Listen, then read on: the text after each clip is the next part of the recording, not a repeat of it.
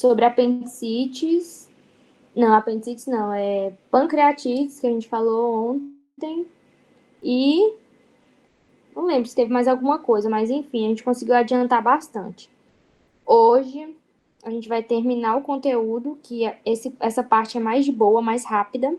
E a gente pode discutir um pouco as questões, né? Como o Frank sugeriu ontem. Muitas das questões, igual eu falei pro pessoal ontem, eu fiz algumas e as outras eu peguei de banco de dados dele, de questões passadas deles, né? Das provas. Então, assim, depois que ler o resumo, pode partir para as questões que eu acho que dá bom, porque tá literalmente o que ele cobra mesmo, tá? Então, vamos começar. Bom, ontem a gente parou nessa parte aqui de hérnias, tá?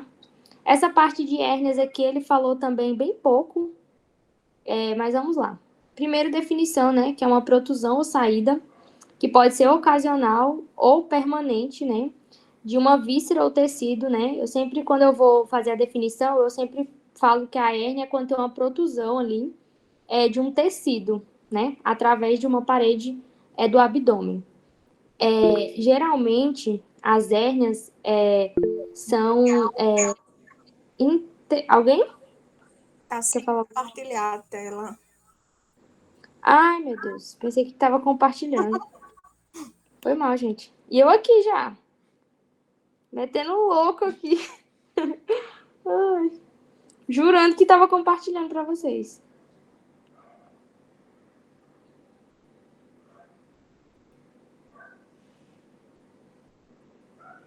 Agora tá, né? Sim. Agora tá aparecendo, né? Voltando aqui, né? Como eu falei, hérnias, né? Nesse caso aqui, são protusões de um tecido através de um orifício da parede abdominal. Principalmente da parte intestinal, né?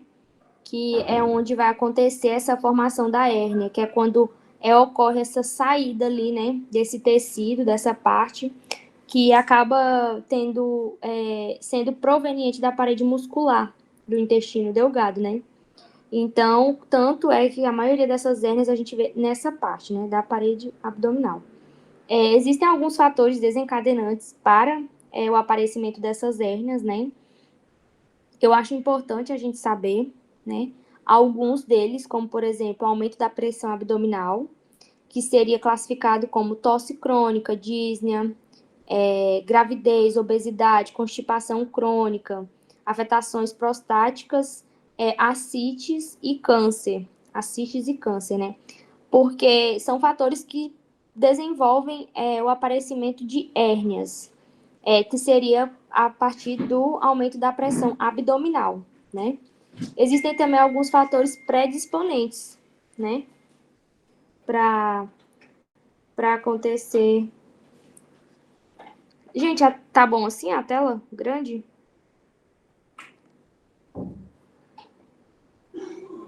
Existem aqui. Hã? Tá bom, sim. O máximo que eu consigo aumentar é desse tamanho aqui. Aí existem aqui também alguns fatores predisponentes, né? Que seria herência genética, né? Herança genética, idade, sexo, obesidade também entram aí, né? E a maioria dessas hérnias, grande parte delas são congênitas, né? A gente vê muita criança, principalmente crianças com hérnia umbilical, né? Que acaba que boa parte das crianças estão nesse grupo. Existem também alguns fatores relacionados com o recém-nascido, que nesse caso seria síndrome de Down, hipotiroidismo congênito, estranhamento e traumatismo, tá? São algumas dos fatores relacionados com recém-nascidos para o aparecimento de hérnias, tá? Isso aqui eu coloquei porque eu achei importante, que talvez seria algo que ele poderia cobrar, tá? Aqui, existem a etiopatogênia, ou seja, como essas hérnias surgem, elas precisam de fatores anatômicos, né, que a gente já meio que falou, fatores biológicos e fatores ambientais também. Quando a gente fala de fatores anatômicos, a gente está falando do corpo, né? Aí aqui existem algumas zonas débeis que tem aqui, que seriam, na verdade, zonas onde tem mais chances de surgir hérnias, tá? Fatores biológicos, entra aí questão do colágeno, desnutrição, tabaquismo, tá? E também artrogênico. E nos ambientais é a hora que entra a ocupação laboral por conta do aumento da pressão abdominal.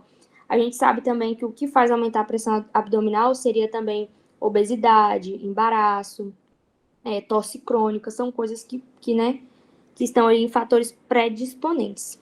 Quando o doutor falou de hérnias, principalmente ficou aqui essa questão da parte da clínica, né? Da clínica de hérnia. Então, a gente sabe que vai ter o quê? Uma tumoração, né? Vamos ter dor, no entanto, elas não vão ser tão importantes, ao menos que for em hérnias atascadas, né? Ontem a gente falou de hérnias atascadas e de hérnias estranguladas. Alguém lembra?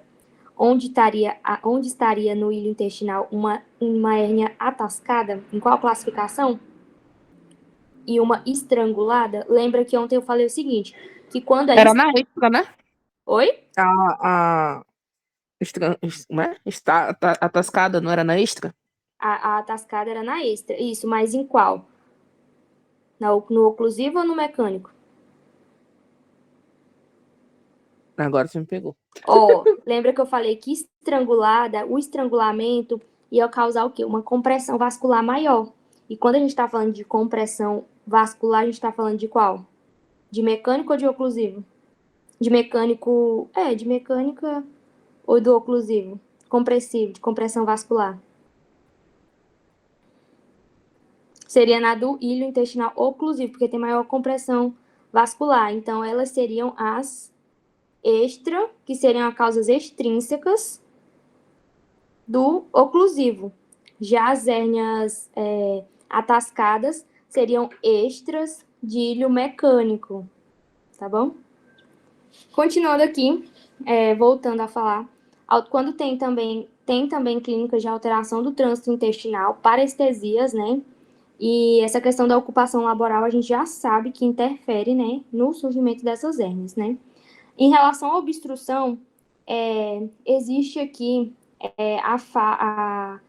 estudos, né, que comprovam que a parte de estrangulação é mais rara, né? Então, seriam hérnias atascadas, a maior frequência, tá? Relacionada aqui com as hérnias, tá?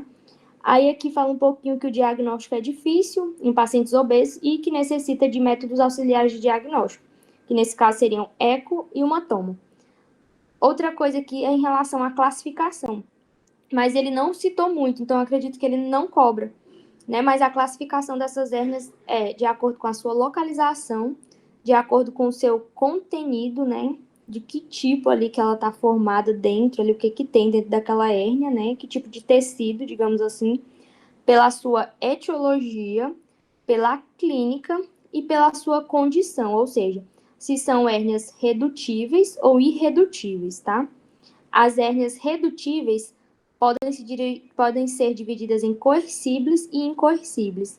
E as irredutíveis são as atascadas, estranguladas e hérnias com deslizamento. Essas que são a classificação. Então, dessa classificação aqui toda, talvez, apesar de que ele não citou tantas coisas, talvez a que ele cobraria seria só essa última aqui, ó. Apenas.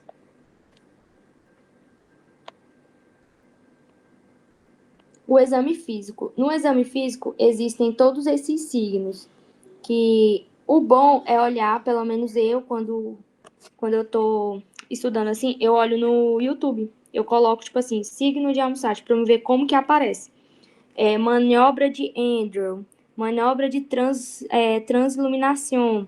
Olhar, tipo assim, no YouTube, mais ou menos como que ela é feita. Só que se ele cobra na prova, ele vai, tipo, citar que essas daqui, esses signos e essas manobras são para hérnias. Então, é importante a gente saber o nome delas e de que elas são para hérnias. Até que tá de boa para lembrar, porque tá bem destoando de tudo que a gente já estudou os nomes, tá? Mas fica aí para quem quiser ver, né, como que é feita a manobra. Complicações, agora sim. Isso aqui sim. Isso aqui sim, foi falado, tá? A gente vai ter dois tipos de classificação para complicações: as perioperatórias e as pós-operatórias. Dentro das pré-operatórias, a gente vai ter lesões vasculares, seção do cordão espermático, lesão do conduto deferente e lesão dos nervos e lesão de órgãos como bexiga e intestino, tá? Essas são as principais complicações perioperatórias. Já nas pós-operatórias, nós vamos ter dois tipos: as locais e as generais. As gerais, no caso, né? Então, assim, lembrando sempre do mais fácil, qual tipo de complicação pós-operatória local a gente já pensa de cara que pode ter para uma hérnia? Primeira coisa que a gente pode pensar seria o quê? Uma esquimose e hematomas. Porque, por exemplo, a gente sabe que uma hérnia tem a protuberância ali de tecido. Se a gente vai vai estipar aquela hérnia, provavelmente vai ter um hematoma ali, vai ficar um hematoma, né? E pode gerar uma complicação, esse hematoma, né?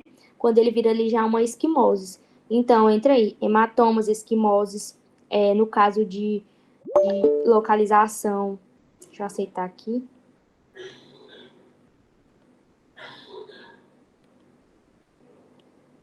No caso de localizações aí na parte do órgão genital masculino, a gente vai ter atrofia testicular, tumefação testicular, orquite isquêmica e infecção do local cirúrgico. Como a gente já tinha comentado antes, que sempre quando a gente pensa em infecção pós-cirúrgica local, vai ter hemorragias, infecção, esquimoses, né?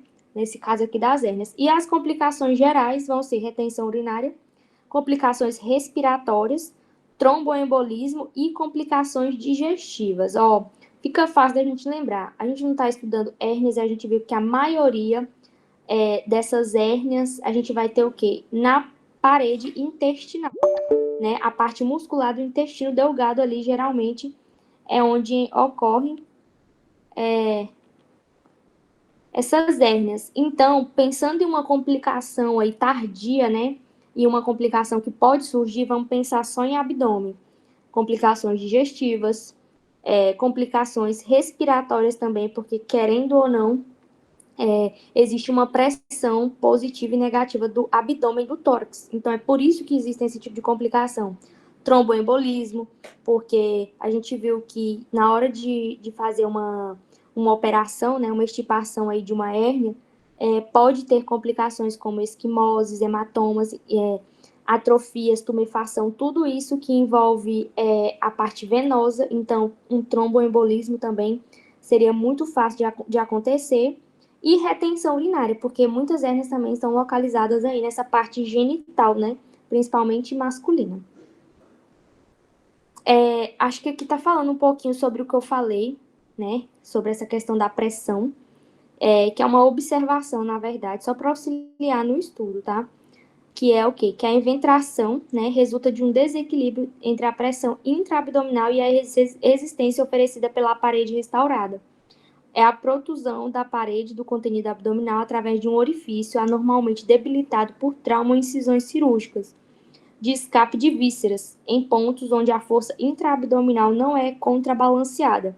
Assim, resumindo o que está escrito aí, é na verdade uma eventração de uma hérnia, né? Que a gente também já sabe que existe ali em hérnias diafragmáticas também. O que acontece? Existe essa pressão. Pensa, um lado é uma pressão positiva e o outro é uma pressão negativa. Ocorre um trauma. E ali vai deixar aquela parede abdominal frágil, digamos assim. E pode surgir algum tipo de orifício através desse trauma. E é aí que essa hérnia sai. Ela escapa através daquele orifício. Entendeu? É basicamente isso. Mas isso aqui, acho que ele não... Esse tipo de definição, assim, não é o que ele nos cobra, tá? Aqui existem uma frequência, né, para o surgimento dessa eventração. A maioria tá aqui alguns dados aqui, né, epidemiológicos, de 10 a 15% de laparotomias e 3 a 8% de cirurgias laparoscópicas. Se desenvolve nos 3 primeiros anos do pós-operatório e quase 50% dentro do primeiro ano. Ou seja, é de causa iatrogênica também, bastante, como a gente já tinha visto que ocorre essa formação de hérnias, tá bom? Aí aqui tá falando de como se produz essa eventração, que é a ruptura dos planos anatômicos, né? e a separação dos músculos reto-abdominais, aumenta o continente ali, existe a perda do epíplon e do intestino, que faz o quê? Eles fazem com que meio que todos os nossos órgãos ficam dentro do lugar. E quando tem essa perda, é como se eles perdessem a elasticidade, faz com que perca a gravidade, por exemplo. Aí os nossos órgãos, tipo, fica solto. Tipo assim, solto sem sustentação. Mas eu acho que isso não é coisa que ele copia, porque é muito, muito assim, muito profundo, tá? Agora sim, isso aqui é coisa que ele fala. As indicações cirúrgicas para hérnia, tá? A gente tem duas principais, que seriam as indicações absolutas e as indicações relativas. Lembra? Tudo que é relativo quer dizer o quê? Que somente se você estiver atrapalhando o seu cotidiano, né? Tem gente aí que tem hérnia, principalmente hérnia umbilical, e vive com ela aí a vida inteira, porque não atrapalha, não interfere em nada na vida do paciente. No caso aqui, as indicações absolutas são aquelas que apresentam estrangulação, a gente já sabe o porquê, né? Ruptura espontânea, ulceração e infecção crônica. Então, lembra, as relativas é aquela que não atrapalha a qualidade de vida do nosso paciente, e as absolutas são aquelas que a gente tem que fazer a cirurgia sim ou sim. No caso de estrangulação, ruptura espontânea, ulceração e infecção crônica, tá?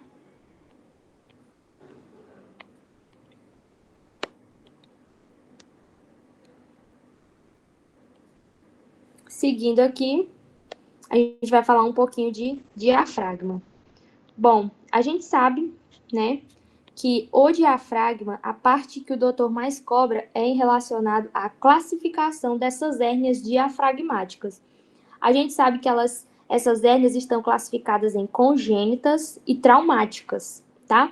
E dentro das congênitas, nós vamos ter ali as hérnias anteriores ou subcostales e as hérnias posterolaterais, tá?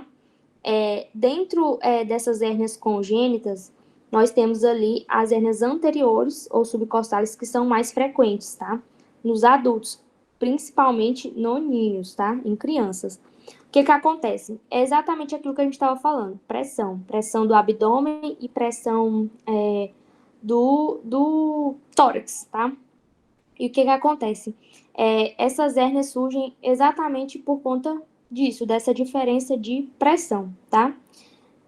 Outra coisa também importante sobre isso são as hérnias posterolaterais, que o que acontece? Elas não têm saco, tá? Ou seja, essa informação é importante, tá? Porque elas não têm saco hernial. Já as hérnias anteriores ou subcostales, elas possuem um saco.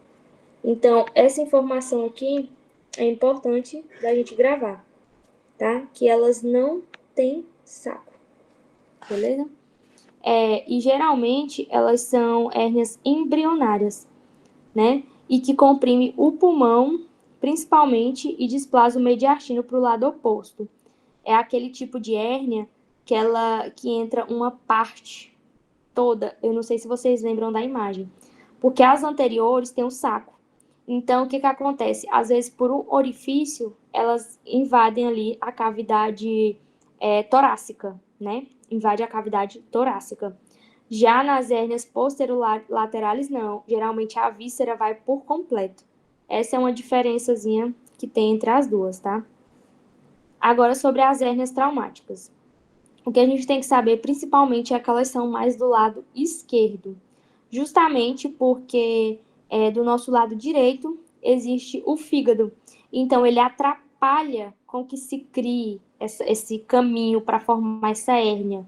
Então, é por conta disso que é mais do lado esquerdo, tá? De novo, pressão. É relacionado à pressão, só que nesse caso a gente vai ter um trauma, tá? Geralmente, essas hérnias traumáticas após um trauma, o paciente sempre volta ao hospital, depois que ele já foi tratado, ele sempre volta depois no hospital com a sintomatologia de obstrução em crises, né? Acompanhada de náuseas e vômitos, e daí fica muito mais difícil de você saber que se trata de uma hérnia traumática, né? Mas geralmente são esse tipo de paciente que aparece com esse tipo de hérnia, tá? Agora, enventração diafragmática. Essa aqui já caiu em prova, pelo menos na minha P1 tinha exatamente a definição, né, de enventração diafragmática, que vai ser o quê? Uma elevação anormal permanente do diafragma sem solução de continuidade. Basicamente, é o que acontece. O nosso diafragma, ele precisa manter ali uma pressão, né, de acordo com a pressão positiva e a negativa do abdômen do tórax, é o que mantém ele ali firme. O que acontece? A gente sabe que os nossos nervos, eles têm essa responsabilidade ali de sustentação, digamos assim, nesse caso, segurança ali. E acontece o quê? Algumas enfermidades que comprometem principalmente o nervo frênico faz com que ocorra a eventração diafragmática. Por quê? Porque vai perder a sustentação. Aí é tipo como se o diafragma ficasse frouxo, entendeu? Isso é uma eventração, tá? É o quê? É uma elevação anormal permanente de um diafragma. Por que de um diafragma? Porque pode ser de qualquer parte do diafragma, pode acontecer essa elevação anormal, né? E cujas inserções são normais, tá? A única coisa é que, tipo, ele fica frouxo. A causa é idiopática, tá? De uma eventração, ou pode ser por enfermidades que comprometem o nervo frênico, tá? Que seriam tumores de pulmão ou do timo, e secções cirúrgicas ou traumáticas, tá? Caracterizados pela atrofia do músculo. Porque se o nosso músculo vai perder ali a sua sustentação, nervo, provavelmente também vai perder, vai causar uma atrofia, porque ele não vai estar trabalhando. Então, ele vai ficando murcho, tipo assim. Não sei se deu para vocês acompanhar o raciocínio, tá? Agora aqui, hérnia hiatal esofágica. Essa aqui sempre, sempre, sempre cai em prova. Então, a gente tem que saber, principalmente, os nomes aqui, ó, de cada uma, porque possui mais de um nome. Porque, por exemplo, eu já errei essa questão aqui em prova, porque ele me confundiu colocando hérnia rodante. Quem disse que eu lembrava que a rodante era a paraesofágica? Então, assim, de tudo que tá aqui, gente, essa parte aqui, eu sugiro que seria a parte do foco, tá? Essa parte aqui seria a parte do foco, porque com certeza é o que será cobrado na prova, tá? Vamos lá. Eu coloquei a imagem do lado e aqui tem a definição. Tipo 1 são as deslizantes. Então, a tipo 1 a gente já consegue aí diferenciar, porque ela não tem outro nome. É as deslizantes, né? Elas vão ser o quê? Se trata de um tipo de hérnia de hiato mais habitual, ou seja, é a mais frequente, tá? Aqui a gente está falando das mais frequentes, seria aqui, tá? Este subtipo se caracteriza devido à união gastroesofágica, lá a parte do esôfago e do estômago se unem, tá? A parte do esôfago e do estômago se unem. E o que acontece? Uma parte do estômago chamado cárdias, é aqui que tá as palavras-chave que eu sempre falo para vocês. E a parte mais superior e conectada a dita união protuem e atravessam ao diafragma, quedando localizadas em eutórax, devido que ao ligamento que deveria manter o sussítio da união gastroesofágica não tem força suficiente. Ou seja, as hérnias do tipo 1 por deslizamento, ocorre o quê? Ocorre que elas saem do estômago, que é da parte abdominal, e vão para dentro do esôfago, tá? Que está dentro da cavidade ali torácica. E o ponto-chave aqui é isso aqui, ó, que é a parte do estômago das cárdias. Essa é a palavra-chave aqui, que é o que vai fazer diferenciar, tá? Se tiver cárdias no meio, a gente já sabe que a gente está lidando com tipo 1, deslizamento, tá? Vamos para tipo 2. Na tipo 2, pode ver aqui que já tem uma hérnia um pouco maior. São as paraesofágicas ou rodantes. Infelizmente, a gente tem que decorar os dois nomes. Não tem como saber só um. Então, paraesofágica ou rodante é a tipo 2. Nesse tipo de hérnia, uma parte do estômago que não é a cárdia. Ó, é aqui que tá. Na primeira, tipo 1, eram a cárdias. Era a parte cárdias. E aqui não é a cárdias, vai se protuir através do hiato, ou seja, é uma parte do estômago que não é a parte das cárdias. A parte das cárdias é somente na tipo 1. Então, lembra, Tipo 1 deslizante é a que tem cárdias, tá? É a parte das cárdias. Tipo 2 paraesofágica rodante, que não é a parte das cárdias que vai protuir ali, nessa hérnia, tá? Através desse hiato. Hiato é um orifício. Hiato é um tipo de orifício, tá? Nesse caso, elas vão ter um tamanho maior, dá pra ver aqui, né? Que são bem maiores do que ali. A protusão vai ser maior, né? A cárdise e a união gastroesofágica estão em sussítio, pela maior parte da zona superior do estômago sobressai pelo hiato, formando um pequeno bulto paralelo ao esôfago. Então, ó, aqui também é muito importante, porque, ó, a tipo 1, gente, existe a união gastroesofágica. Essa união gastroesofágica tá fraca, tipo assim, tá frouxa, e acaba que na parte das cárdias, né, bem na união, ocorre a hérnia, tá? Uma partezinha do estômago ali vai invadindo a parte do esôfago. Na tipo 2, a gente não vai ser mais a parte das cárdias, vai ser uma grande parte da parede anterior da zona, quer dizer, da zona superior, né, do estômago vai se protuir, tá? E ela vai formar um pequeno bulto que vai ficar paralelo ao esôfago. Quando a gente fala que é paralelo, que é porque vai ficar um do lado do outro, tá? E o tipo misto? Bom, pela imagem dá para perceber que o tipo misto aqui, ó, tem um pedacinho aqui que seria do tipo 1 e aqui o bulto, né, do tipo 2, que vai ser a união das características das duas anteriores, tá?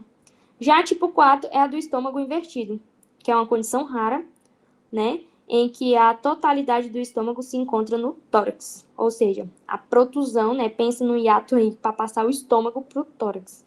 E com certeza, né, seria algo bem grave, beleza?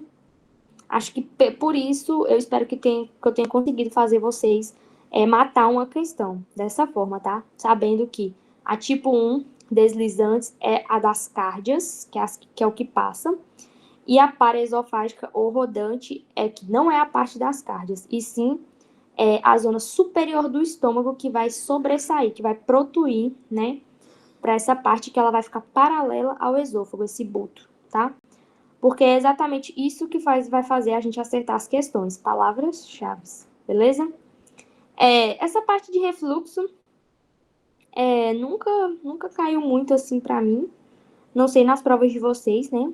Mas todo mundo aqui sabe, né, a definição de refluxo. A única coisa que caiu para mim foi justamente essa aqui, ó. Que a endoscopia é um método de eleição para diagnosticar esofagites, tá? Esofagites. E que a toma de biópsias confirma o diagnóstico e permite identificar ou descartar lesões paraneoplásicas e neoplásicas. No entanto, a pH-metria de 24 horas é um método para confirmar a presença do refluxo. Então, a gente tem endoscopia para esofagites e a pH-metria para refluxo gastroesofágicos, tá bom? Como se esse aqui ó, fosse para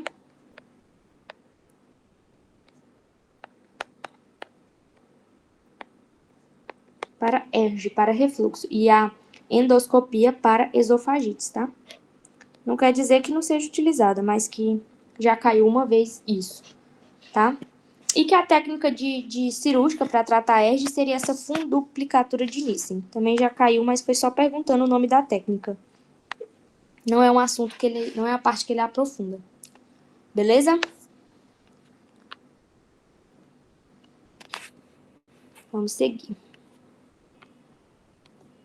Vamos agora falar da parte de esôfago. Bom, aqui sempre tem muitas questões, né? Que o nosso querido cobra. Vamos lá. O esôfago, a gente tem que saber principalmente os sintomas, a sintomatologia da síndrome esofágica, né? A gente já falou milhares de vezes, mas é sempre bom recordar, porque já caiu para marcar, já caiu para escrever, já caiu para completar. Então, vamos lá. Síndrome esofágica é composta por 5... Gente, desculpa te cortar aí, amiga, rapidinho. Por acaso, alguém ouviu ele falar se seria 30 questões? Sim, seriam 30, até onde eu escutei que ele falando seria. Ah, Seriam tá 30. bom. Mas ele não falou nada de se seria toda fechada, né? Não falou não, mas ele falou que seria 1 ponto. Tipo assim, ele não falou 30, mas eu escutei ele falando que valeria 1 ponto cada questão. Então deve ser. Então, Tá bom, obrigado. aí eu imaginei que seria 30 por causa disso. Obrigado. Ok. Continuando aqui, a síndrome esofágica, sim ou sim, a gente tem que saber que é disfagia, odinofagia, cialorreia, regurgitação e alteração do estado geral, né? É uma questão que foi muito cobrada, então não custa nada a gente sempre estar repetindo, tá? Coloquei até em negrito aí, porque parece muito fácil, mas às vezes chega na prova, cai de uma forma que parece assim que tá difícil, tá? Então, é sempre lembrar, síndrome esofágica, disfagia, odinofagia, cialorreia, regurgitação e alteração do estado geral. Tá? Acalásia. Bom, quando a gente está falando de esôfago, a gente tem a acalásia, que forma mais simples é quando tem uma ausência ou déficit da relaxação do esfíncter esofágico inferior. Ou seja, é quando esse esfíncter não está mais fazendo a função dele.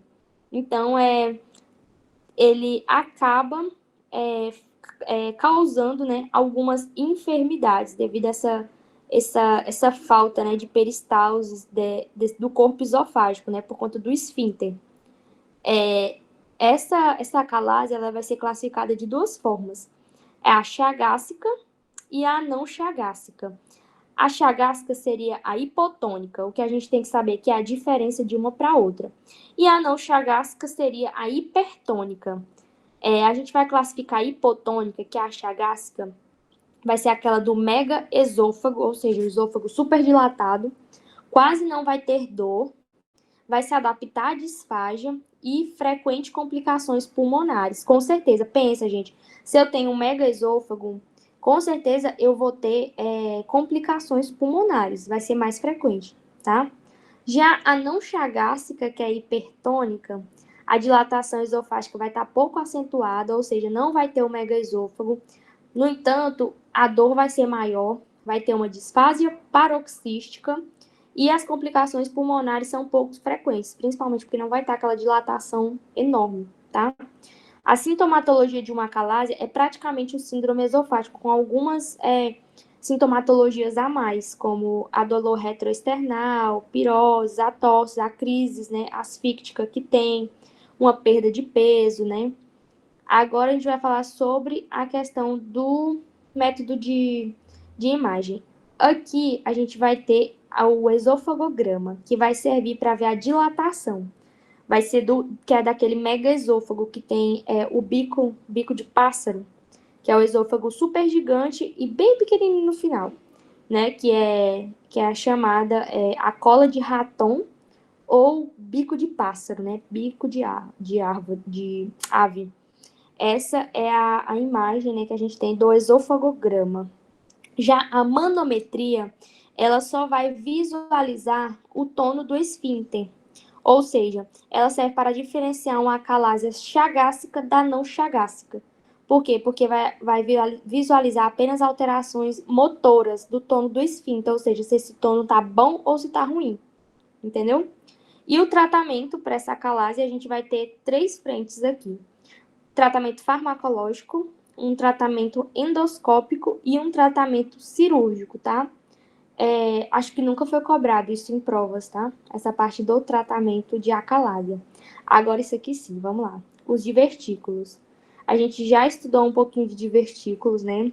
E a gente falou que nesse caso aqui, quando a gente está falando de esôfago, a gente tem 2 classificações, os por pulsion e os por traction, tá, gente? Falso e verdadeiro não é o nome certo para classificar, tá? A gente só coloca que é falso, por quê? Porque os por pulsion não tem todas as camadas do esôfago, aí ele é falso por isso. Mas os por traction, ele tem todas as camadas e por isso que ele é verdadeiro. No entanto, os por tração são formados por patologias secundárias ao esôfago. Já os por pulsion são formadas ali por patologias próprias do esôfago. O falso e verdadeiro, gente, é somente em relação às camadas, às capas que estão formadas, tá bom? Então, assim, vamos lá, vamos pegar isso aqui certo. Por pulsion, são falsos porque não tem todas as capas. No entanto, são formados por patologias próprias do esôfago. Os por tração são verdadeiros porque têm todas as capas, mas são formados por patologias secundárias ao esôfago. Beleza? Quando a gente fala dos por pulsion, nós vamos ter aqui dois tipos de divertículos, né? Que são os seus representantes, que vai ser o divertículo de Zenker, tá? Que é o supraesfinteriano mais comum, tá? Que ele vai ficar ali no esfíncter esofágico superior cricofaríngeo, tá? E nós vamos ter o divertículo epifrênico, tá? Que vai ficar no esfíncter esofágico inferior e vai estar associado à broncoaspiração. Então, aqui, quando a gente fala dos por pulsion, nós estamos ali falando dos extremos. O Zenker é o mais comum, tá? De todos, independente se é por pulsion ou por tração. O de Zenker é o mais comum, mais frequente, tá? E ele vai ser cricofaríngeo. E o epifrênico lá no esfíncter esofágico inferior, tá? E por tração, a gente vai ter um representante, que são os medioesofágicos, tá? E a gente tem que lembrar que esses divertículos por tração, esses medioesofágicos, eles vão estar ligados, né? Vão estar associados com a formação de fístulas, tá? E os divertículos por pulsion estão associados à broncoaspiração, beleza? Tumores benignos do esôfago. O leomioma é o mais frequente do esôfago, tá? É o tumor benigno mais frequente do esôfago, beleza? E ele tem aqui duas classificações, tá? Que seriam os tumores benignos intramural, que é a mesma coisa de intramuscular ou extramucoso. Por quê? Se eu tô falando que é intramural e intramuscular, eu tô falando que é dentro do músculo. E se é dentro do músculo, é fora da mucosa. Por isso que é intramuscular e extramucoso, tá? E quando eu tô falando de intramucoso, é porque eu tô falando que tá dentro da mucosa, tá? Gente, é só pra não confundir assim os nomes, porque é justamente o que faz confundir, né? A prova. Mas vamos lá. O intramural, a gente tem o leomioma, que é um tumor, né? Que é um tumor benigno muscular. Por isso que é leomioma, lembra? Mio de músculo, tá? Neurofibromas e os mioblastomas. E a gente tem aqui de intramucoso pólipos, né? E os sésiles. Pólipos, lembra que pólipos ontem a gente estudou, que é o quê? É um pseudotumor, né? Formado principalmente ali de tecido mucoso, né? E o pólipo, a gente sabe que são tecidos altamente vascularizados, né? A formação ali é altamente vascularizada. Por isso que é intramucoso, beleza?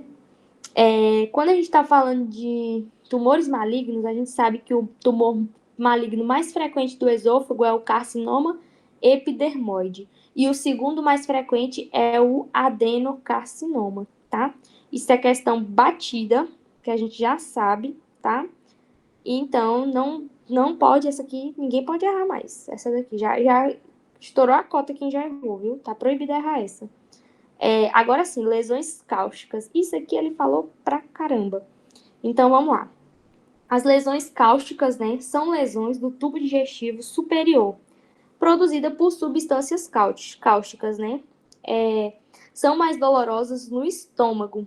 E as lesões podem ser imediatas, que seriam a perfuração por necrose, por coagulação dos ácidos, ou alerrada, né? Tipo assim, tardias, que seriam estenoses por fibroses. Mais de 80% ocorre em ninhos, a gente sabe que são acidentes, né? E menos de 20% ocorrem em adultos. No entanto, dentro desses 20%, 90% dos casos de adultos são relacionados ao suicídio. A gente também já sabe isso, tá? A alcálise é mais frequente nesse caso para adultos. Por quê? Porque os ácidos, né, causam uma dor queimante de imediato, ao contrário da alcálise, né, que produz uma necrose por liquefação, que é por saponificação, tá? Que foi o que ele falou em sala pra gente, que facilita a difusão das capas profundas, tá? Então tá, alcalinos, eles vão afetar principalmente esôfago. Essa parte aqui de lesões cáusticas, vocês têm que comer, essa parte aqui, literalmente. Porque vai cobrar. Ele falou muito disso aqui na revisão, falou muito e perguntou, tá?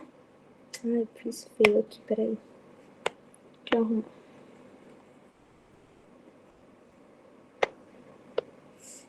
Essa parte aqui, ó, cobrar muito, tá? Eu vou até adicionar aqui o que eu falei da saponificação.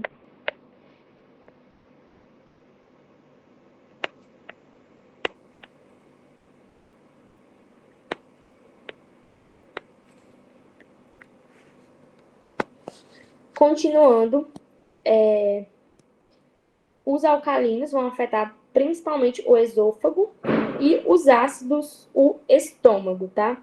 É aquela coisa, que é aquela pergunta que ele fez. Por que que os ácidos vão afetar mais o estômago, sendo que o nosso estômago possui um pH ácido? Justamente por conta disso, porque ácido já é ácido. Aí você põe mais ácido, o estrago vai ser maior, tá?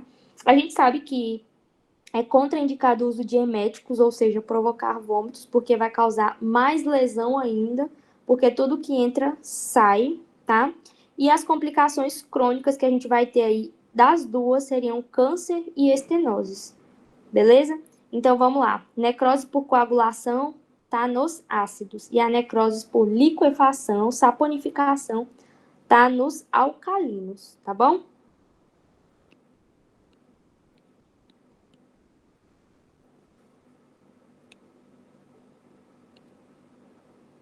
Úlceras.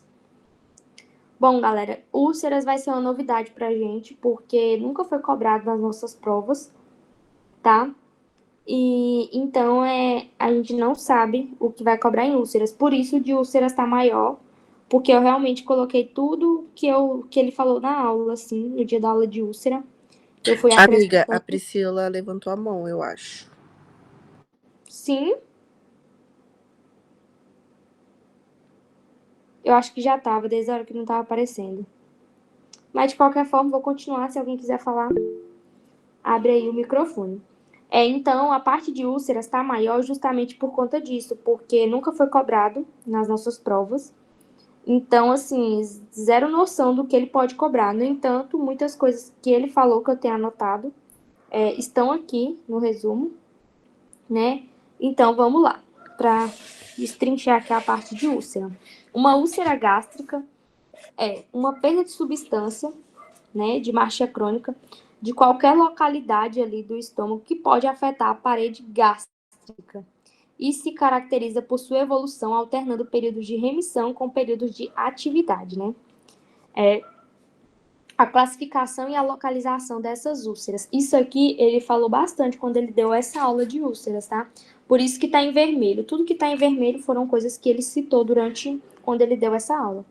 É a tipo 1, né? Onde que vai estar essa úlcera do tipo 1? Localizado na curvatura menor e ela cursa com a hipoacidez, né? De Meroff, lá denomina de tróficas.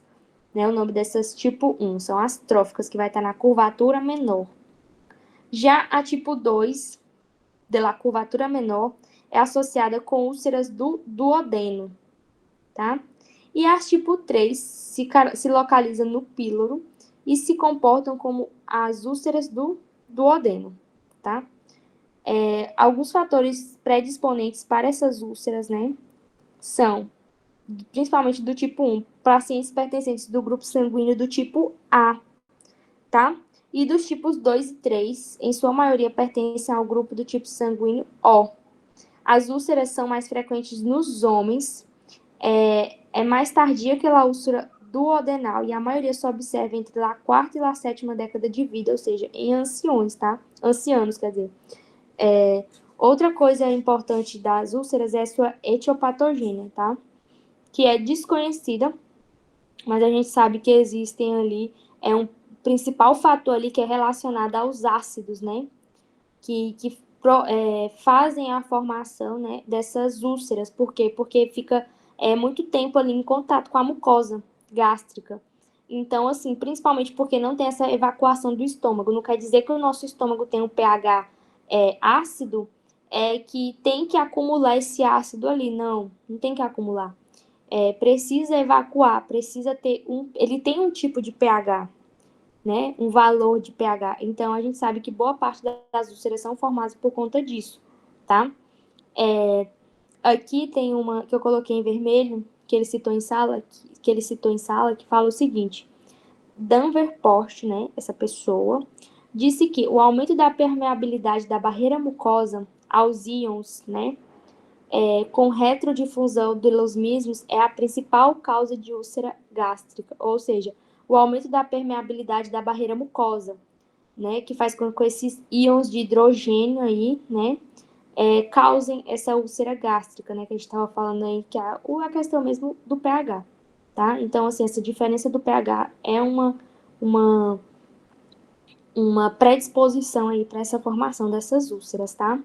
Fatores que provocam as úlceras. A gente sabe que um dos principais fatores são relacionados a fármacos, né? Medicamentos. A gente sabe, né, que boa parte de pacientes, principalmente os idosos, tem úlceras gástricas por conta do abuso, né, de AINES, principalmente, né?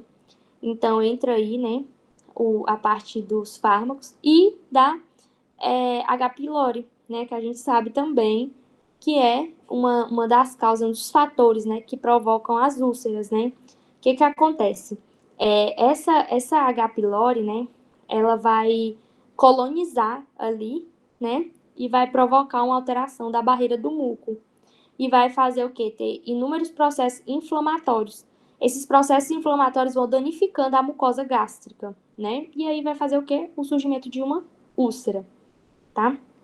Quadro clínico. Bom, o quadro clínico de uma úlcera é bem parecido, né, com outras enfermidades, mas a gente vai ter aqui principalmente formas, né, de apresentação, que seriam uma dor abdominal. No entanto, geralmente essa pessoa se desperta durante a noite. E essa dor, né, sugere que se alivia com o uso de antiácidos ou o leite, que a gente sabe que quando a gente tem um ácido, um contenido básico, né, no caso, vai fazer diminuir, né, os danos, né. Então, aí, o leite entra isso, alivia, né, até para a parte de intoxicação, né, que a gente estava falando de lesões cáusticas ali, quando é por ácido, a gente pode usar leite, né, pode usar leite. E quando a gente está falando de básicos, né, que lá na parte de lesões cáusticas, que se for um acidente, uma intoxicação, seja lá como for, por alcalinos, a gente pode utilizar os ácidos, né, que seria tipo limão, essas coisas assim. Então, geralmente, essa dor abdominal, como a gente está falando aqui, ela vai também apresentar logo depois de comer, tá? E ela pode ser após a comida, né? Pós ingesta de alimentos, e pode ser também por não ingerir alimento, né? Essa dor abdominal. Ela pode ser em jejum ou após comer. Que agora a gente vai diferenciar melhor esse tipo de sintomatologia, tá? Outras sintomatologias que a gente vai ter seriam náuseas, indigestão abdominal, vômito, que pode ser de contenido sanguinolento, sangue nas fezes, ou fezes negras e pegajosas, né? Que seriam ali as melenas, né? Que poderia ser um tipo de hemorragia digestiva. E a perda de peso involuntária e fadiga, tá? Tudo isso entra no quadro clínico de úlceras gástricas, beleza? O tratamento. Bom, se a gente está falando aí de uma infecção por H. pylori, a gente vai fazer o quê? A gente já até sabe, né? Antagonista dos receptores de H2, um inibidor de bomba de prótons, como o omeprazol, para inibir o ácido, tá? Combinado com 2 antibióticos, né? A gente já sabe fazer o tratamento para H. pylori. Mas eu vou grifar aqui porque o doutor falou, tá? O doutor falou, porque é um tratamento que H. pylori é muito comum. Na clínica mesmo, a gente, pelo menos eu Já vi já centenas de vezes. Então, ele frisou que nessa prova ele quer coisas que nós vamos ver bastante no nosso dia a dia, no nosso internato. E com certeza saber tratar uma gastrite por H. pylori é o tem que sair sabendo disso, tá? Continuando aqui, sem infecção por H. pylori, tá? A gente pode também prescrever medicamentos para curar a úlcera, como antiácidos, antagonistas de H2 e inibidores de prótons, e é possível que seja necessária a terapia a longo prazo, né? Quando não tem essa infecção, mas tem a úlcera ali. Se essa úlcera sangra durante a endoscopia, né, ela pode controlar por muitas das vezes, né, a maioria dos casos. No entanto, existem os procedimentos cirúrgicos, né, que seria a vagotomia, né? Quem lembra? A vagotomia, ela está dentro dos fatores predisponentes ou desencadenantes para um tipo de enfermidade das vias biliares. Quem lembra para qual delas? A gente falou disso ontem. Ninguém lembra? Ninguém. Tá todo mundo dormindo, né? Bom, já que... Não, tô aqui, eu só não lembro mesmo. Não lembro não escutei direito o que você falou, fala de novo. Pergunta de novo. A vagotomia. A gente sabe que essa vagotomia é o quê? É um corte no nervo vago ali. No entanto, existe uma patologia das vias biliares que a vagotomia está como fator predisponente ou de risco. Para qual delas seriam? Tá, eu vou dar a opção. A, colecistites. B, litíase vesicular. Ou C, colangite supurativa ascendente. Gente. Pode ser de Cristo. Não. Eu não lembro, não, juro por Deus. A resposta seria para litíase vesicular. Lembra? A vagotomia tem a ver, tá? É um fator ali predisponente desencadenante, tá? Para litíase vesicular. Por conta da êxtase biliar. Lembra? Eu falei para vocês ontem sobre a êxtase biliar, tá? Então vamos lá, continuando aqui. O procedimento cirúrgico que é a vagotomia, né, que eu acabei de falar, que seria o corte do nervo vago, né, que controla a produção de ácido gástrico no estômago, tá? E a gastrectomia parcial, que é quando se tira uma parte do estômago. Esses são os procedimentos cirúrgicos para controlar as úlceras, tá bom? Síndrome de Zolling-Ellison, né, que é o gastrinoma. O que acontece? Ele é causado pela hipergastrinemia secundária a gastrinoma ou um tumor que resulta na secreção aumentada de ácido gástrico e causa úlcera péptica, tá? Ou seja, essa síndrome de Zolling-Ellison aqui é quando o quê? Quando tem muito ácido gástrico, tipo, tem um aumento aí grande, tá? E a gente aqui tem 3 características importantes, tá? Que vão ser enfermidade ulcerosa severa, hipersecreção ácida gástrica e os gastrinomas, ou seja, que são tumores de islotes pancreáticos de células não beta, tá? Aqui a gente tem que saber das complicações. Isso aqui foi o que ele perguntou uma vez lá para a Nayane na sala, daquele dia lá que ele fez aquelas perguntas para ela, foi justamente essas complicações. Então, é bom gravar essas complicações aqui, tá? Que seriam perfuração, hemorragias, obstrução, câncer de estômago e estenoses. Essas são essas complicações de úlceras pépticas, tá bom? Da síndrome de Zolling-Ellison, do gastrinoma. E aqui tem esse triângulo também que ele falou bastante, tá? Que é o triângulo de gastrinoma, que é formado pela união do conduto cístico e do colédoco, tá? E a segunda e terceira porção do duodeno e o pescoço, né, o coelho e corpo do pâncreas. Essa é a formação do triângulo. Isso aqui também foi muito falado em sala, tá? Então, vou deixar um X aqui para todo mundo lembrar que isso aqui são questões que ele pode perguntar, tá bom? Aí aqui tem a classificação do risco de sangrado, tá? Que ele também falou, que seria 1A, hemorragia ativa, procedente de um vaso. 1B, hemorragia ativa do tipo capilar. 2A, hemorragia inativa, no entanto, com vaso visível. 2B, estágio recente. E 3, sem signos de hemorragia. Tá? Essa classificação também foi algo que foi falado muito em sala. Úlceras duodenais, né? Isso aqui quase ele não falou, não. Falou mais dessa parte aqui mesmo. Mas vamos lá. Uma úlcera duodenal é uma enfermidade recorrente de etiologia desconhecida que se desenvolve por uma alteração do equilíbrio normal da agressão ácido-péptica e a defesa da mucosa, né?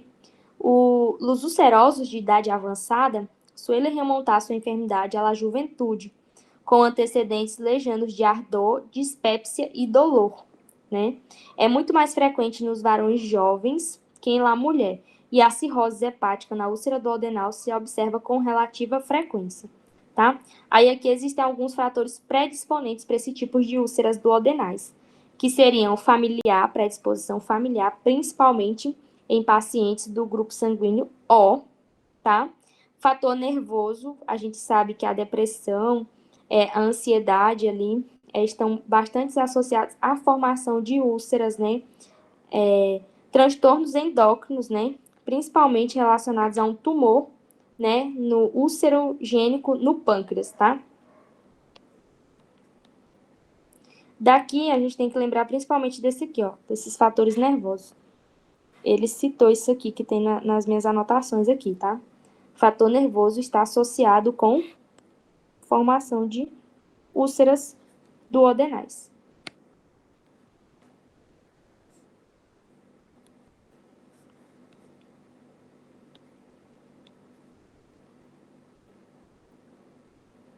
Outros fatores também que a gente tem aqui seriam o hiperparatiroidismo ou síndrome de adenomas endócrinos múltiplos, tá? Que seriam também determinantes de úlceras duodenais. Em pacientes com enfisema pulmonar ou com pancreatite crônica ou baixo tratamento imunossupressor depois de transplante de órgãos, também há uma incidência da predisposição a uma úlcera duodenal, tá? De acordo com a fisiopatologia, essas úlceras duodenais elas vão se classificar como a associada à hipersecreção ácida, ou seja, o aumento, né, de ácido ali, úlceras duodenal associada ao uso de anti-inflamatórios não esteroides, né, que é os AINES, a gente também viu que na gástrica também tem a ver, e a úlcera duodenal associada a H. pylori, tá? Essas são as formas de classificação. E aqui, a gente vai ter aqui o quadro clínico, né, dessas úlceras duodenais. Começando com o dolor epigástrico, né? Na maioria dessas épocas, vai ser por ardor ou acidez, né? De mediana intensidade, né? As duas características importantes dessa dor vão ser o período e o ritmo. Por exemplo, a gente vai ter um tipo de dor, porque o quadro clínico inicia sempre com esse dolor epigástrico. A gente vai ter um tipo de dolor que vai se apresentar em crises, ou seja, que vai durar ali entre 1 a 4 semanas, tá? Logo ela vai diminuindo, as crises vão diminuindo de acordo com o tratamento, tá? E vai parecer que você está curado, porque vai demorar muito tempo para você ter de novo. No entanto, isso aqui ele falou em sala, por isso que eu falei para vocês falar sobre a questão da ansiedade e da depressão. No entanto, um excesso de tarefas, fatores de ordem psíquicos, né, responsabilidades mal suportadas, vão desencadear uma nova crise, tá? Isso aqui, tá? É importante porque foi algo que ele citou, tá? Esse quadro clínico aqui, relacionado com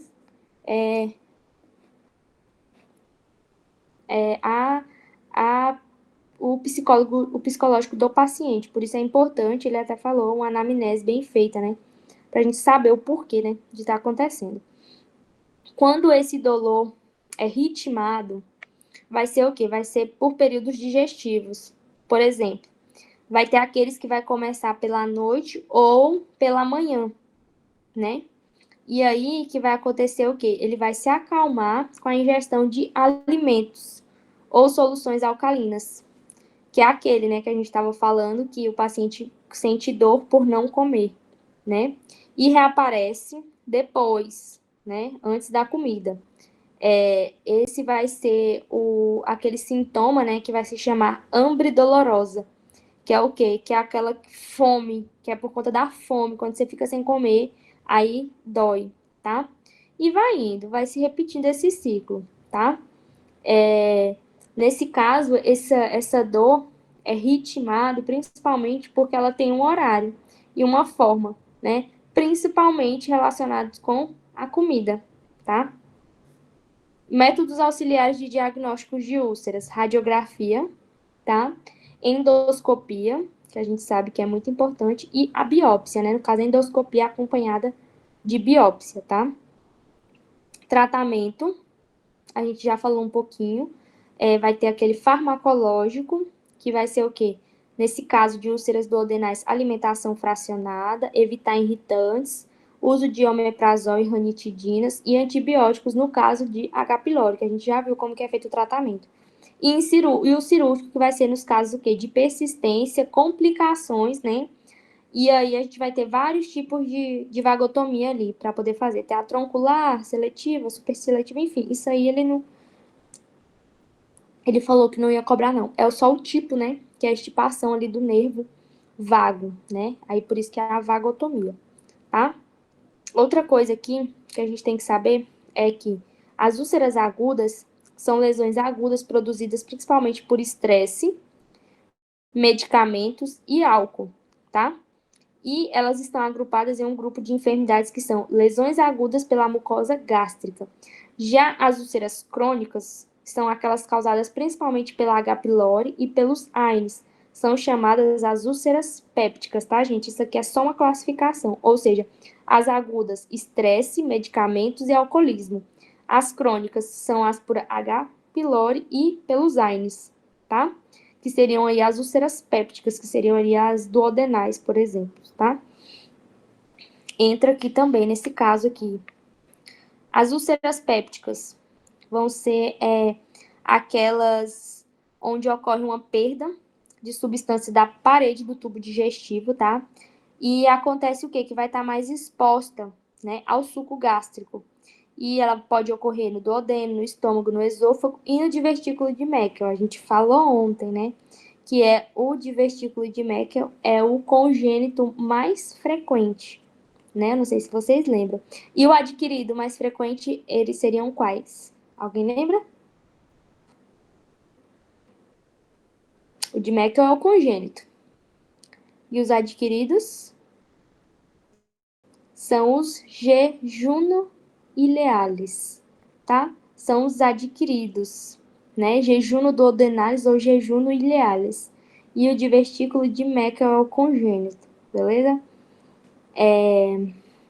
Aqui, em relação à fisiologia, né? A gente vai ter aí essa parte dessas secreções aí, que, na verdade, isso daí ele não vai cobrar na prova, gente. Eu coloquei, mas isso aí não.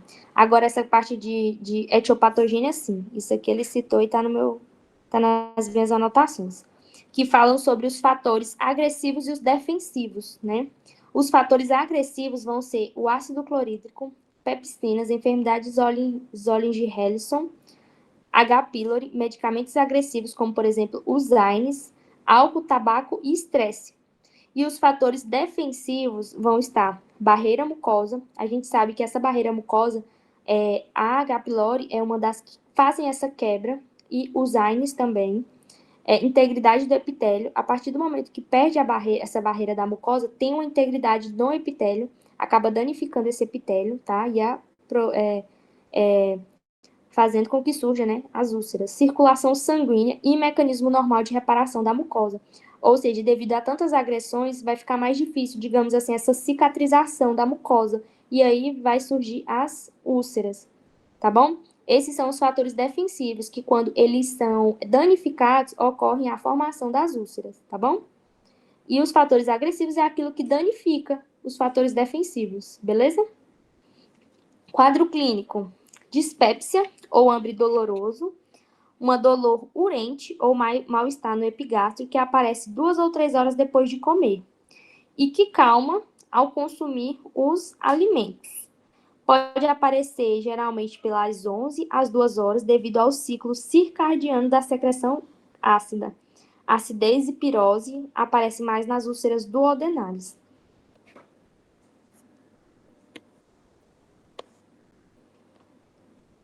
E aqui a gente vai ter um dolor de úlcera duodenal de 3 tempos, que vai ser comida, alívio, dor, tá? Sempre vai ser seguido disso, tá?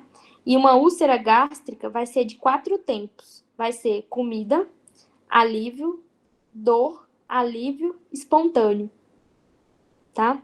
E vai aparecer e desaparecer no transcurso dos meses. A gente já falou sobre isso. Faz o tratamento, o paciente melhora. No entanto, se não mudar os hábitos, ou então se ele estiver muito predisposto a estresse ou fazendo uso de medicamentos, a chance de remitir, né, o quadro novamente é muito grande, tá? Relacionada à dor, para diferenciar, no material fala que pode ter uma úlcera com ou sem dor, tá? Que isso daí é subjetivo, beleza? Outros sintomas também, a gente até já citou, náuseas, vômitos, anorexia ou aumento de peso também, né? E também tem os casos, né, assintomáticos, que só vão aparecer quando surge um tipo de complicação. Quem lembra aí quais eram as complicações? A gente tinha perfuração, a gente tinha hemorragia, a gente tinha estenoses, tá? E aqui tem aqui explicando cada uma delas. Então, eu vou grifar também essa parte, que é para vocês lembrarem que essa parte aqui é importante.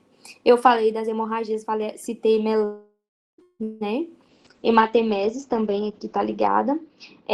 Outra sintomatologia ligada a essas hemorragias poderiam ser mareos ou desmaios, tá?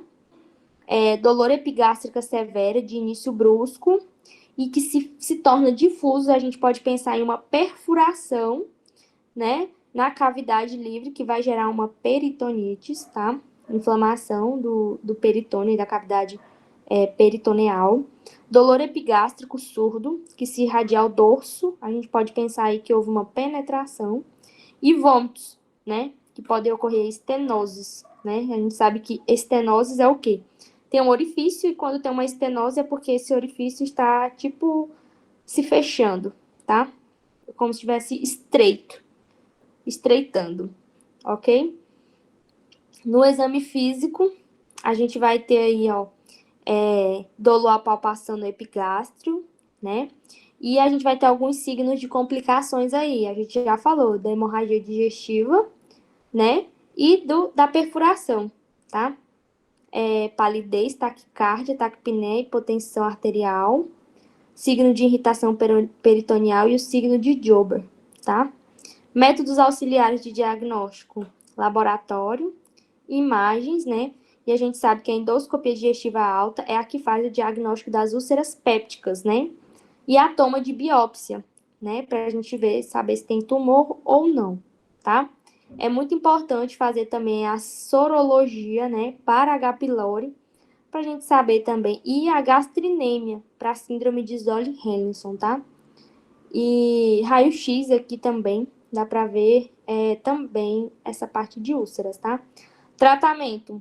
Bom, esse tratamento aqui, a gente já sabe, mas eu repeti ele de novo aqui, só pra gente treinar mais um pouco, tá? Dieta, um inibidor de bomba de prótons, que a gente usa principalmente o omeprazol, um antiácido, tá? Que pode ser um hidróxido de alumínio ou de magnésio, também que é o que a gente mais conhece, né? Um sucrafato, tá? Prostaglandinas, misoprostol, né? E quando for H. pylori, tá aqui, o omeprazol e os antibióticos, beleza? Esse aqui, gente, é o tratamento para úlceras pépticas, tá? Tratamento de úlceras pépticas. E aqui é o da H. pylori, tá? Aqui é o da H. pylori, que a gente sabe. Tratamento cirúrgico vai estar indicado quando? Quando o quê, gente? Sempre um tratamento cirúrgico, a maioria, é quando tem falha no tratamento médico, né? tem falha no tratamento ou diante de complicações. Quais são as complicações, gente, para úlceras? Ele vai cobrar essa na prova. Então, grava, galera. Hemorragia, perfuração, estenoses, tá? Penetração também, tudo isso entra, tá? Essa penetração tá explicada aqui, tá? Que é essa dolor que se irradia ao dorso, tá? Aí por isso que acontece, porque tipo como se a úlcera atravessasse, tá? De novo aqui, essa daqui é a classificação desse Forest aí também, que ele falou bastante, tá? Então é importante saber ela. 1A, sangrado do tipo arterial. 2B, sangrado do tipo venoso. Aqui é quando o sangue está ativo. Essa imagem é bem boa para explicar. 2A, vaso visível, sangrado recente. 2B, coágulo aderido. 2C, sangue digerido. E 3, não tem mais sangrado, tá? Aqui tem algumas formas, né, de controlar, né, de fazer hemostasias endoscópicas, de controlar essas hemorragias, que vai ser essa injeção de adrenalina, tá? Hemoclips, eletrocoagulação bipolar, termorregulação e laser. Tudo isso serve para controlar aí essas hemorragias, tá?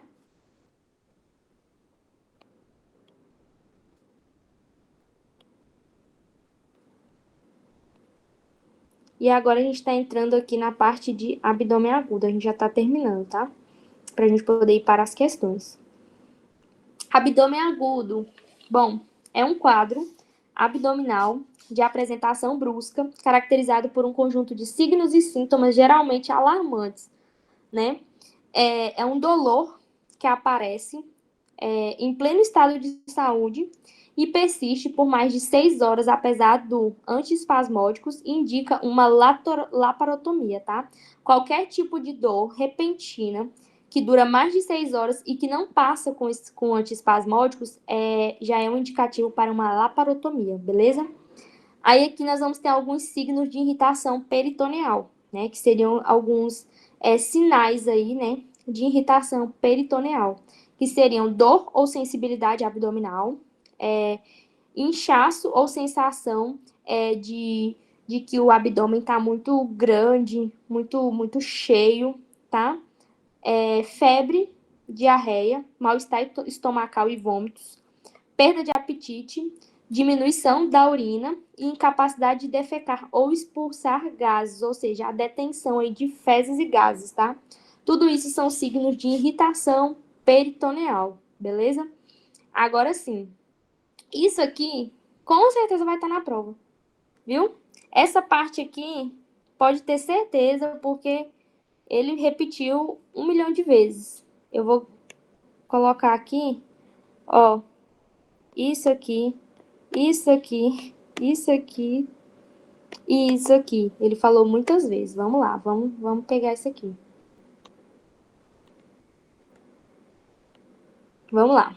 Classificação de abdômen cirúrgico. A gente vai ter 7 classificações, mas ele já disse que não vai considerar misto, tá? Tanto que eu coloquei por último. Seria inflamatório, perfurativo, obstrutivo, hemorrágico, oclusivo vascular e traumático, tá? Não vamos pôr misto, tá? Ele já disse que misto ele zera a questão, não vai considerar.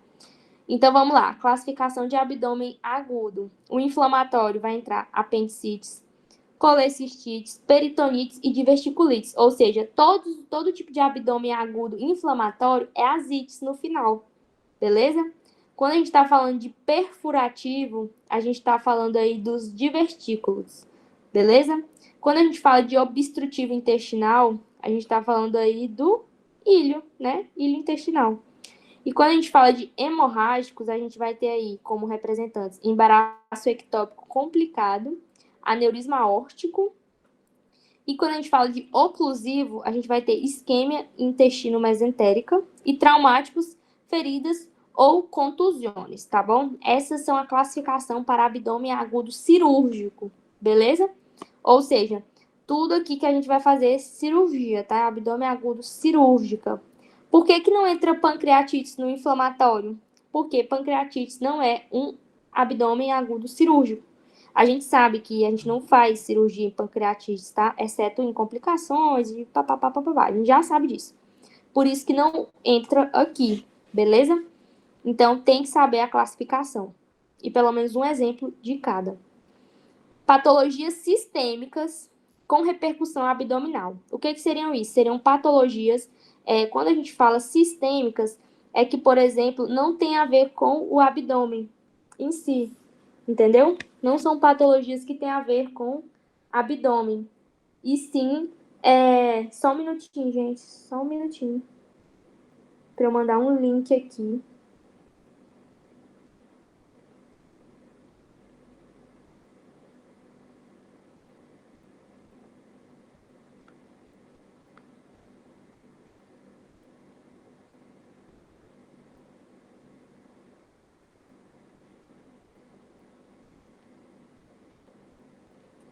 Continuando, patologias sistêmicas com repercussão abdominal, galera, são patologias, ou seja, quando a gente fala que, quando a gente tá falando, tipo assim, é uma patologia, quais são, por exemplo, a gente tá falando de uma patologia do pulmão, por exemplo, uma pneumonia. Quando a gente fala de afetação sistêmica ou sinais sistêmicos, são aquilo que não tem a ver com a patologia do local ali, que seria do tórax, entendeu? Tipo assim, do pulmão.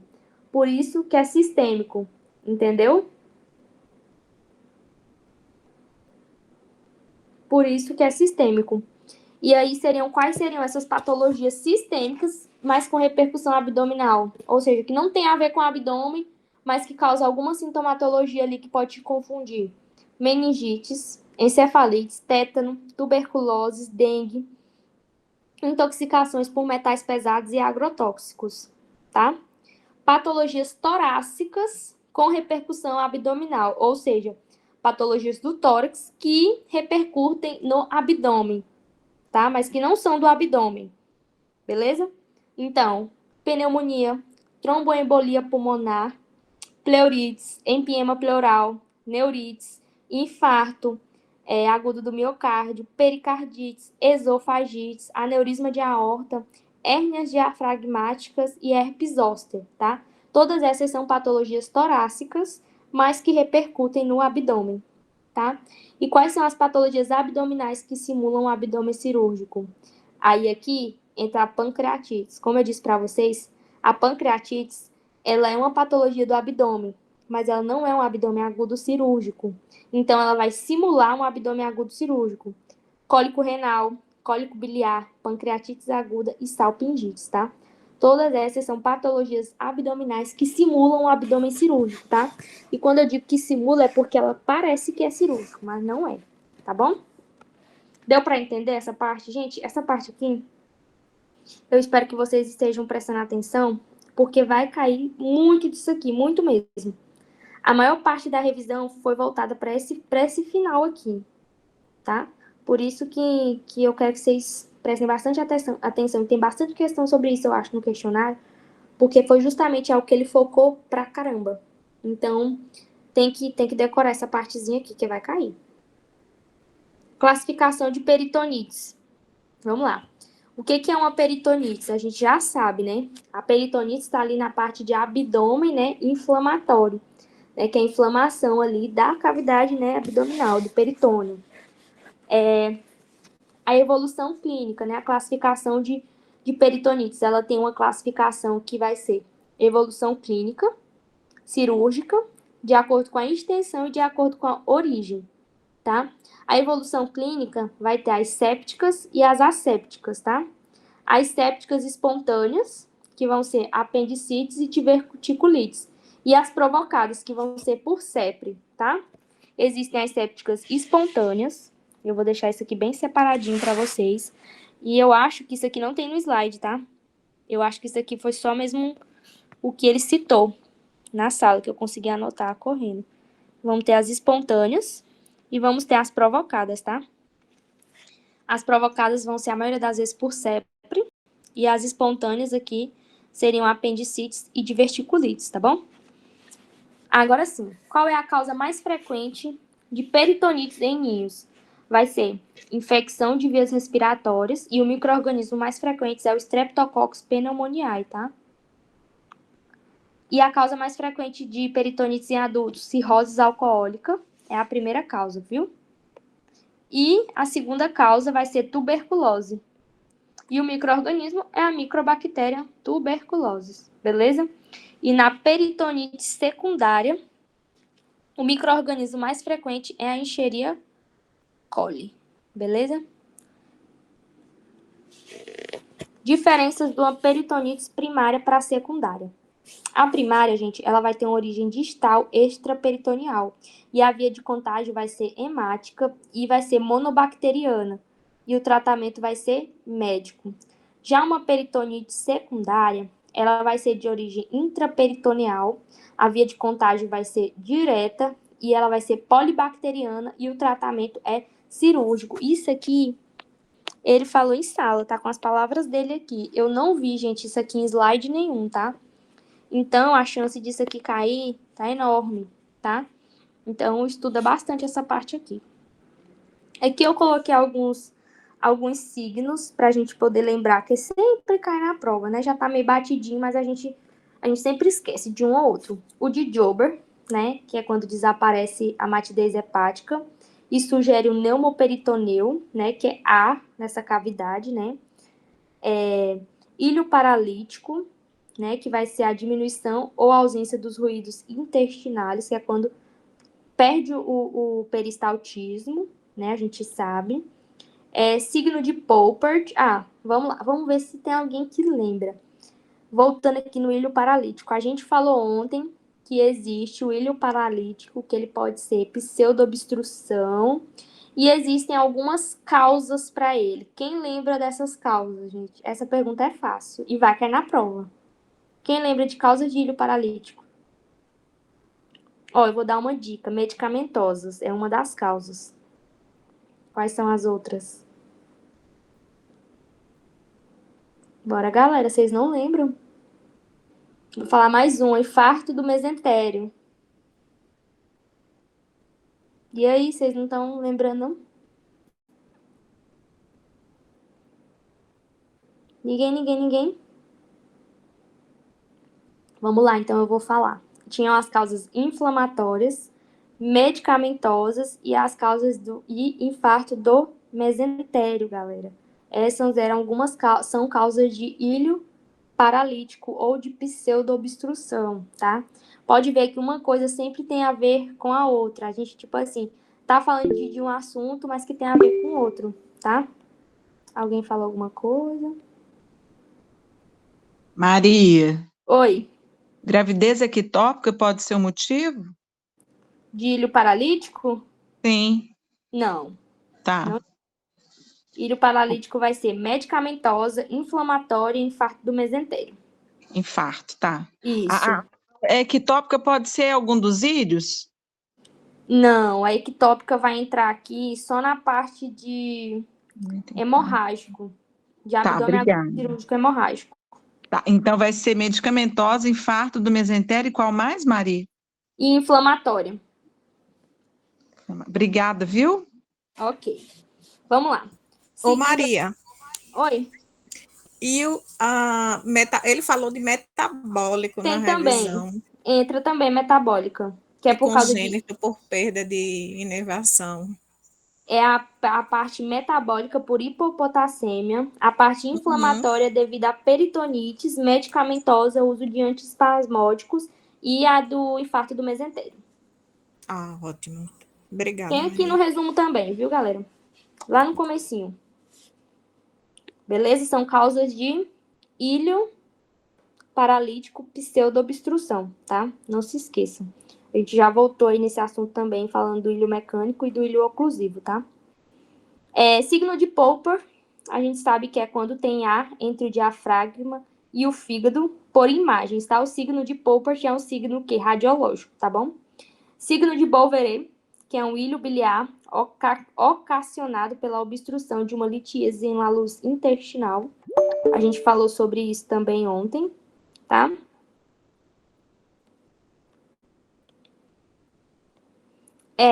Signo de Roma, que é a dor à percussão, é sugestivo de peritonites, beleza? E o signo de Chilaidite, né? Já fiz até um trabalho sobre isso, um artigo científico aí pela faculdade, pela liga, na verdade, que é a interposição do intestino entre o fígado e o diafragma, que se vê em imagens e pode ser por raio-x ou TAC.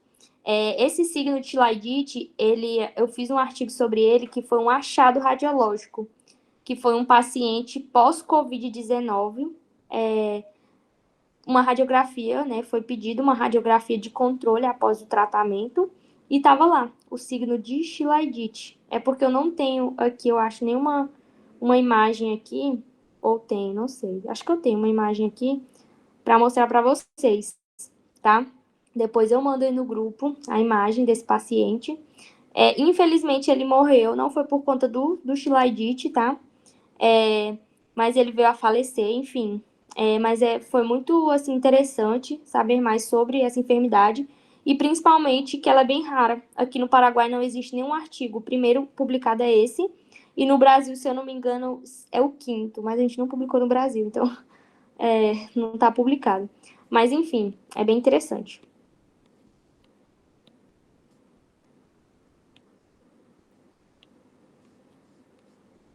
E para finalizar aqui, a gente está falando um pouquinho de apendicites.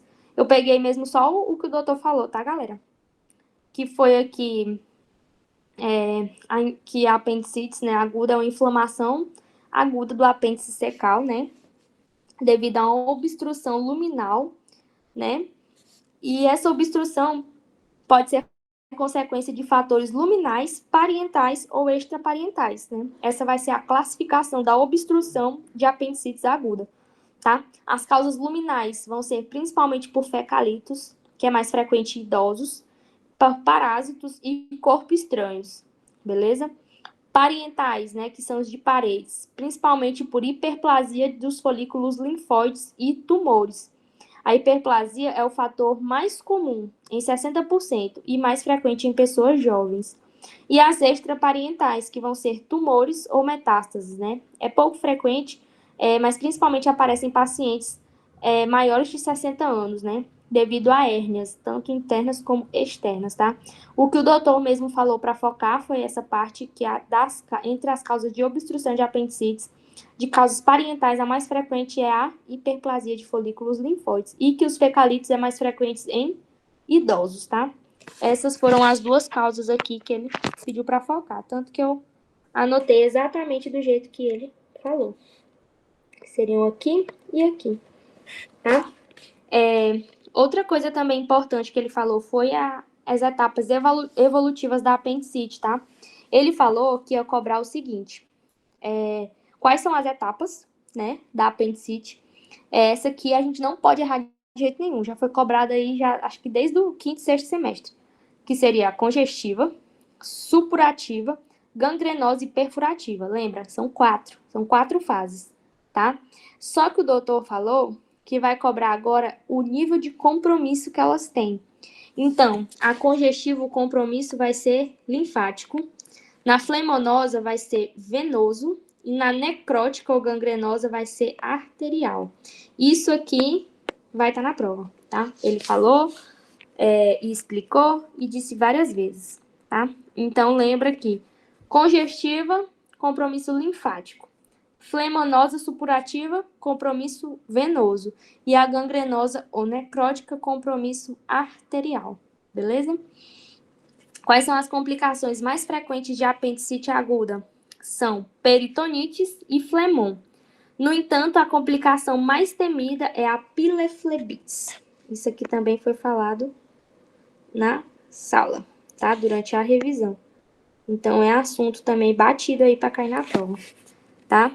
Diagnóstico diferencial: adenite mesentérica, úlceras, cólico renal, salpingites, embaraço ectópico, pielonefrites, invaginação intestinal e divertículos de Meckel. Uma vez o doutor citou o seguinte: existem casos de que você vai fazer uma apendicite aguda, ou que você vai fazer uma apendicectomia, perdão, e você dá de cara ali com um divertículo de Meckel.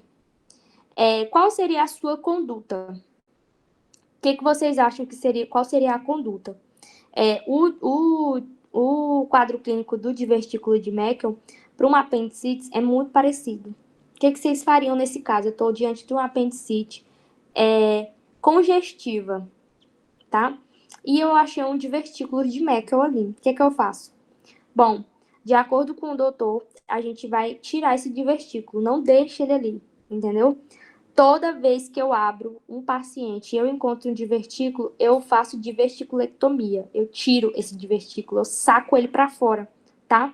Nesse caso, dependendo de que tipo de fase a gente está falando de apendicites, no caso, uma fase congestiva, a gente pode fazer o quê? Esperar, fazer um tratamento médico e depois fazer a cirurgia programada, se for o caso. No entanto, se não for o caso, a gente também faz a apendicectomia, tá? Principalmente se tiver diante de uma complicação. Se tiver complicação, gente, não existe essa possibilidade de não fazer cirurgia. Toda complicação tem que fazer cirurgia, tá? E outra, apendicite aguda é um abdômen cirúrgico, tá? É um quadro de abdômen agudo cirúrgico, beleza? Inflamatório. Tratamento. Aqui, gente, eu botei só o tratamento das complicações, tá? Que foi o que ele focou, assim, mais ou menos, né? Que seriam essas complicações aqui, flemon ou paston apendicular. O tratamento seria tratamento médico de amplo espectro, né? Que seriam com antibióticos aí, mas drenagem percutânea, guiada por ecografia, principalmente se tiver aí esses abscessos, tá? Geralmente faz esse tratamento médico e depois a apendicectomia, tá? Porque o risco de causar uma peritonite é muito grande quando você está diante de uma complicação dessa e você não trata essa complicação antes, tá? Ou em tratamento cirúrgico, só nos casos desse tipo de complicações aqui. Obstrução, absedação, hemorragias, fístula, perfuração ou peritonites, tá? No caso, essas daqui, um abscesso apendicular pode gerar uma peritonite. Então, aí eu já não faço mais a drenagem. Eu já vou direto para o quê? Apendicectomia. Beleza? E por aqui, a gente fecha essa parte do conteúdo. Agora eu vou só voltar aqui desde o comecinho para falar umas coisas para vocês, que eu acho que vale a pena mais focar. Da parte de ilho intestinal, com certeza, isso... Cadê? Com certeza, isso aqui eu até falei, ó, o ilho paralítico, aí, pseudoobstrução, tem que focar aqui, aqui. Todas essas leis e signos aqui, com certeza. A parte de hemorroidas, saber que o externo é formado por tecido subcutâneo e que o interno é formado por tecido submucoso. Saber os graus dessas hemorroidas, qual que prolapsa, qual que não prolapsa. Complicações da hemorroidectomia tardias e as imediatas, tá? Não pode deixar de saber. Próximo contenido aqui. Colites e Crohn. Gente, sim ou sim, diferença de colites e Crohn vai ter na prova, tá? Com certeza, com certeza, com certeza. Pancreatite aguda. Sim ou sim vai ter essa parte aqui, que seria as escalas de severidade e a escala de gravidade.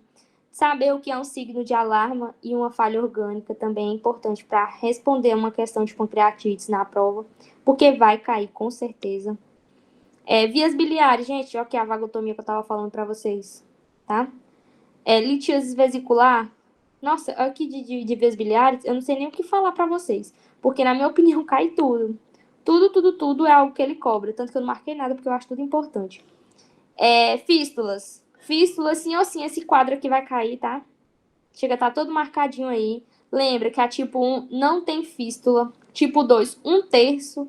Tipo 3, 2/3. Tipo 4, toda a circunferência da vesícula. E o tipo 5 já é uma fístula colecistoentérica.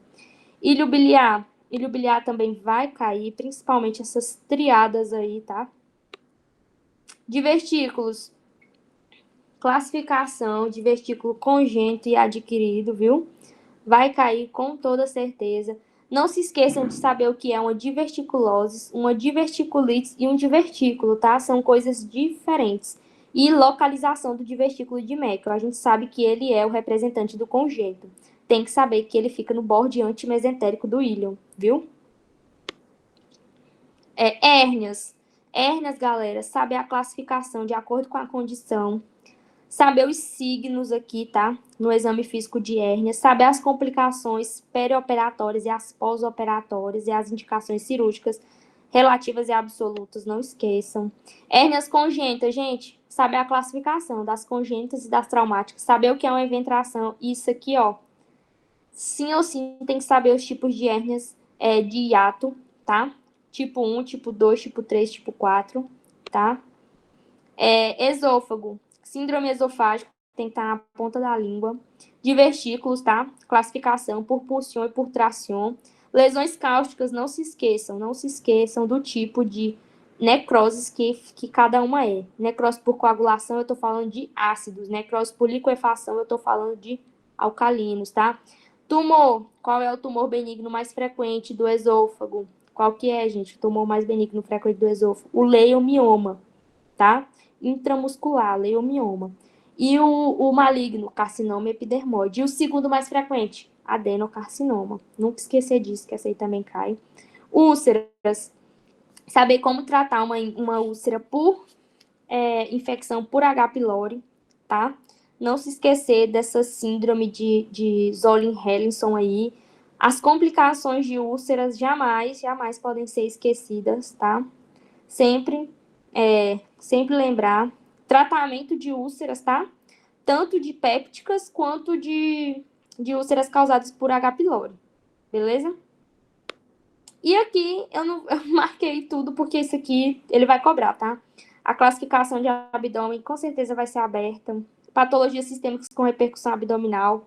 Patologias torácicas com repercussão abdominal e as abdominais que simulam abdômen cirúrgica, com certeza vai ter questões sobre isso. Não sei se vai ser aberta ou fechada, mas vai ter, tá? Classificação de peritonites, tá? As causas mais frequentes. Vai cair também.